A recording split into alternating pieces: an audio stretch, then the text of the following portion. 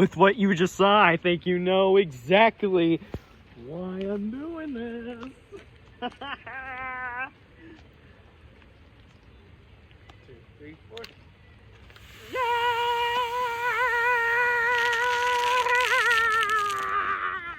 Woo! Woo! Yeah! Oh, fuck yeah! Oh, yeah! Yeah! Fuck yeah! Oh, he is. He fucking did it.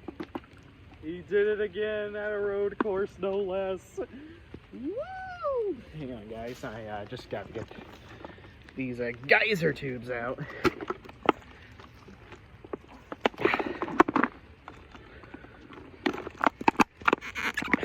Jeez, why are they so hard?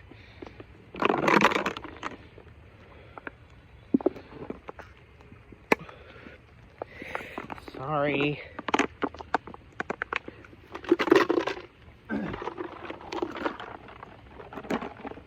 There we go. We got one of them out, but why won't this come out?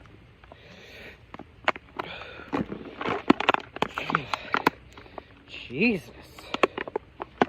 Oh well. Forget the other one for now. I'll deal with it later.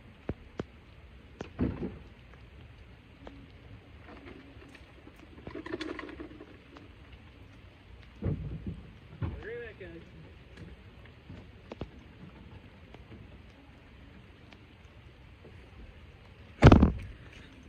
Anyway, sorry about that.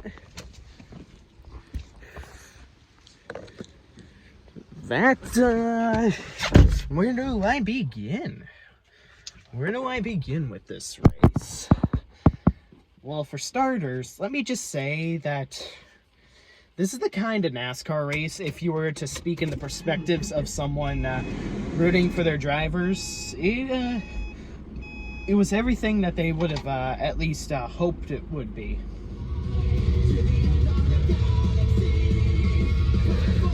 Excuse my Dragon Force CD in the background. I was just too excited. Well, there was a decent amount of action on the track, as you would expect from a road course. And of course, there were a lot of drivers making comebacks, whether it be Denny Hamlin having a flat tire, then coming back up to the podium, much like Chase Elliott from the Roval last year at Charlotte. There were a lot of pit strategies. Jimmy Johnson in particular, unfortunately, sacrificed his stage points, so he's still a decent amount of points behind if he wants to get in the playoffs. And of course, a lot of times where I was on the edge of my seat, where Denny Hamlin could have done something stupid, especially saying something stupid on Twitter, telling Jimmy the difference between risk and reward, which sounded kind of threatening or something like that. But nonetheless, I should be happy with what I got today in terms of both quality racing and quality performances for both Chase Elliott and Jimmy Johnson. But does that really save 2020 for me? Unfortunately, not. Because the amount of damage that 2020 has done is already irreparable, to the point where not even if this were to be consistently done every race for the rest of the 13 races, it wouldn't really save anything at all. Because it's already too far gone. Because any potential 2020 could have of being an exceptionally okay year at the second half is pretty much gone. It's definitely not going to be like the 2012, where the first half was on and off for me, not just in terms of NASCAR, but in terms of life in general. Not that 2020 was a bad year, but then started to really redeem itself in the second half. So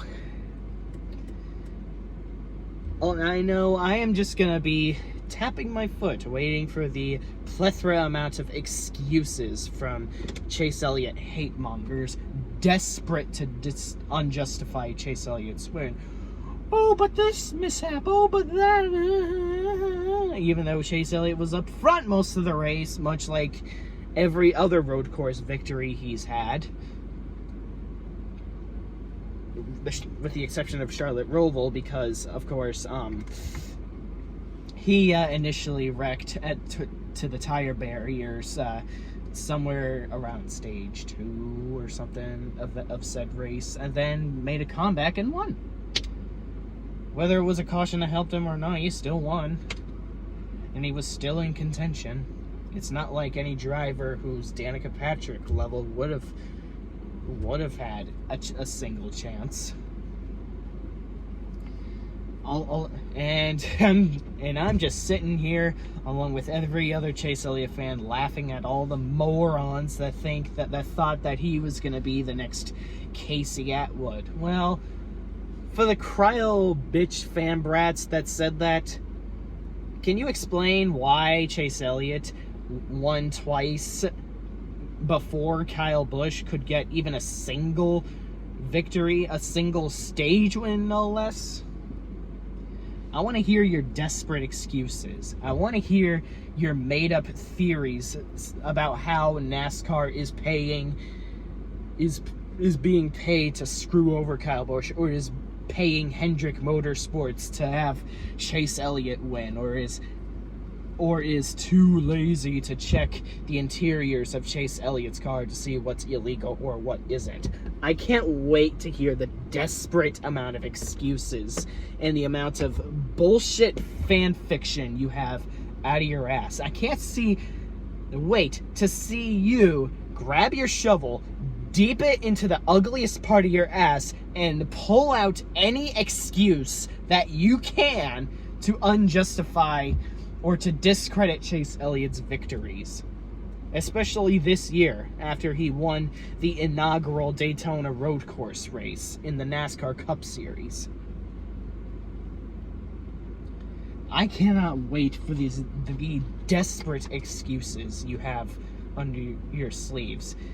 The only excuse any moron can make is saying stuff like NASCAR is being paid by Hendrick to cheat or whatever the fuck, even though Jimmy Johnson and William Byron still have yet to get a victory, and that the fact that Jimmy Johnson is constantly fucking choking and has been screwed by NASCAR a multitude of times themselves.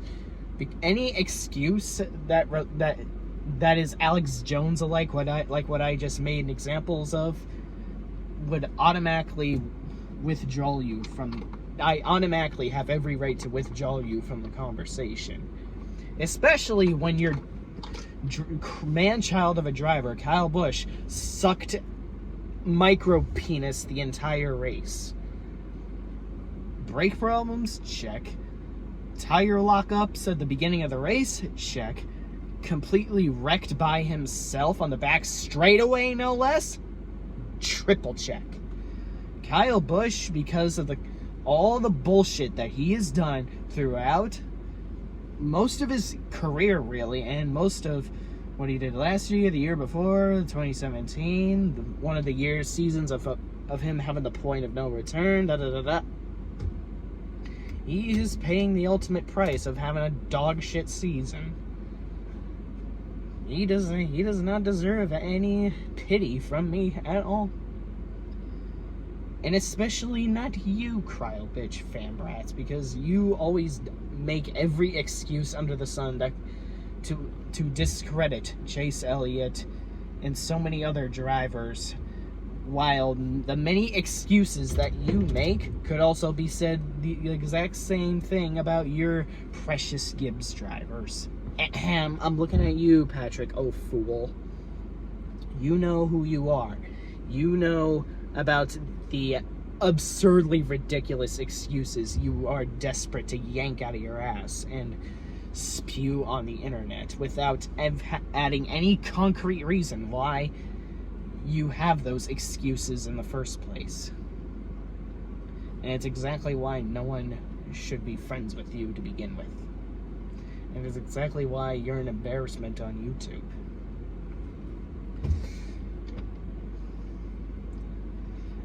I can't wait to have this comment thread flooded with idiots saying, oh, this race sucked just because Chase Elliott won, even though there's more to racing than just the drivers you hate winning or the drivers you love winning.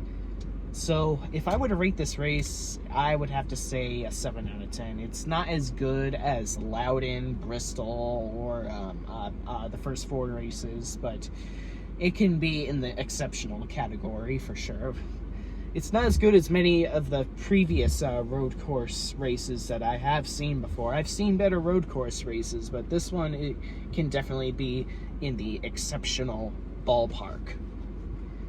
You know, despite NASCAR having one exceptionally okay race today, it's still too far gone. 2020 is so deep down the shitter that there is no way for itself to climb out of the abyss of dumpster fire of awfulness, or tire fire of awfulness, because at least dumpster fires go out after a while. You know, I've been saying this ad nauseum, but the fact that I'm saying this ad nauseum really proves how fucking idiotic Chase and naysayers really are. People make the excuse to smear Chase Elliott, saying that Chris Buescher or Austin Dillon, Kyle Larson have won races, or Eric Jones won races before Chase Elliott, so that proves Chase Elliott's not that good, even though Chase Elliott already made it to victory number 8 before any of those said drivers. Not to mention 50% of his Cup victories are road courses. Not everybody can win road courses, dumbasses. The only time he has ever won a track that requires restrictor plates was Talladega last year, which is always the only tracks that they would have predicted him to win races at, yet it's the polar opposite of what he's doing. The majority of races that he is winning at are the fucking race tracks that require the most skill on the NASCAR schedule.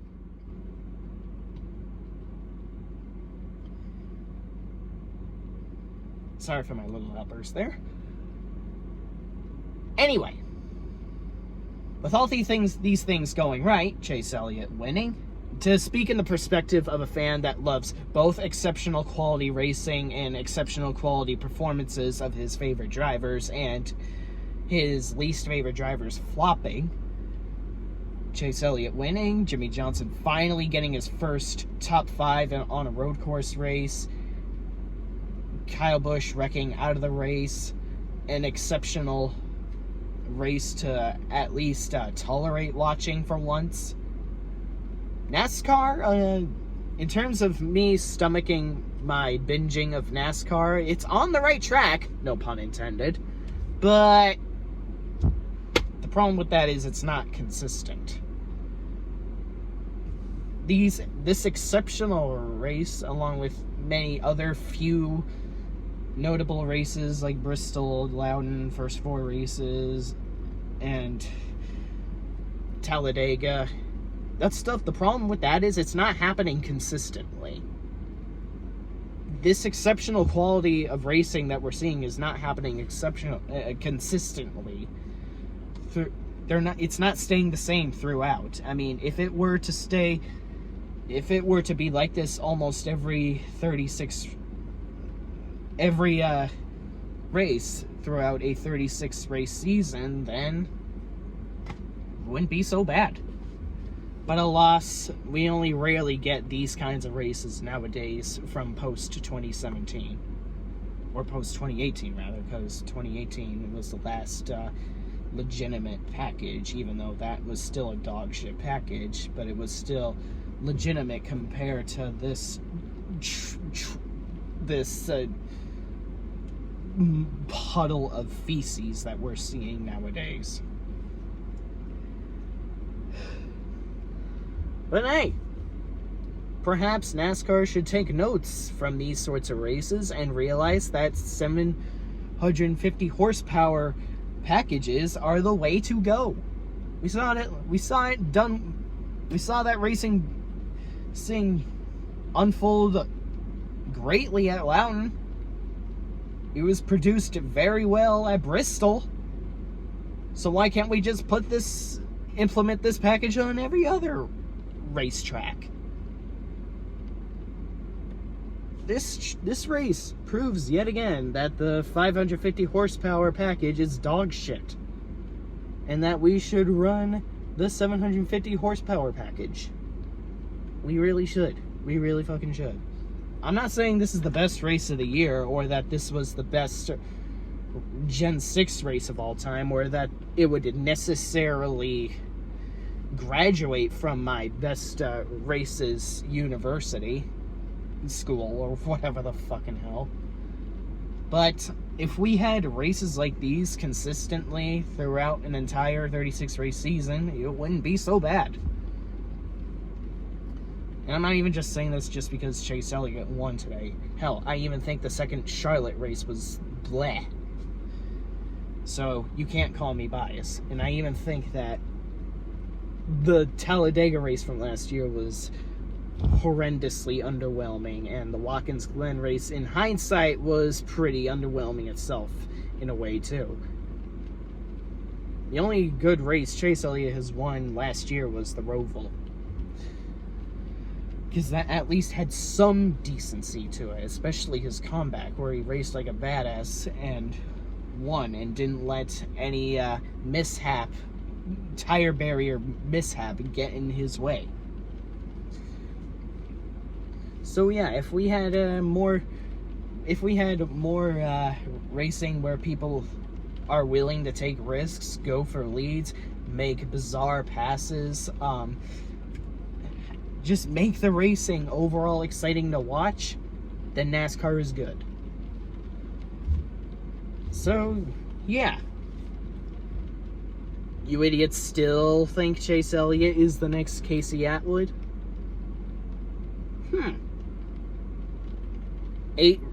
Eight victories, 50% of them being road course victories. Beating Kyle Busch to victory number 2 in a single season this year. This whole new Casey Atwood thing is paying off pretty well, isn't it, my friends? Isn't it? Isn't it? In fact,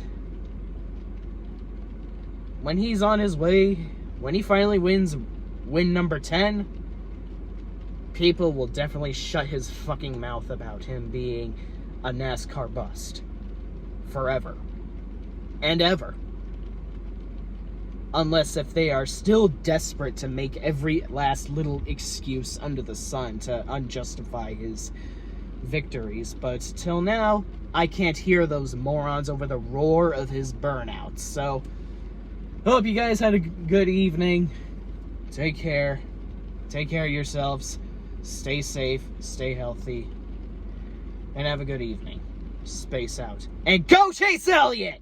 Hell yeah! I'm gonna drink some of this to celebrate his badass win.